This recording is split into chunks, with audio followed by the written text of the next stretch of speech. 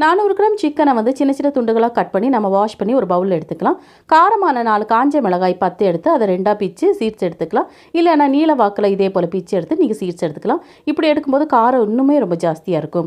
இரும்பு சட்டியில் 5 ஸ்பூன் எண்ணெய் ஊற்றி 200 கிராம் சின்ன வெங்காயத்தை போட்டு நல்லா வதக்கி கூடவே காஞ்ச மிளகாயும் சேர்த்து இஞ்சி பூண்டு பேஸ்ட் வந்து 1 ஸ்பூன் சேர்த்து நல்லா வதக்கி விட்டுடலாம். இது 3 நிமிஷம் நல்லா வதக்கினதுக்கப்புறம் எடுத்து வச்சு சிக்கனையும் சேர்த்து நல்லா மிக்ஸ் பண்ணிக்கலாம். இதில் 1/4 ஸ்பூன் மஞ்சள் தூள் சேர்த்துக்கலாம்.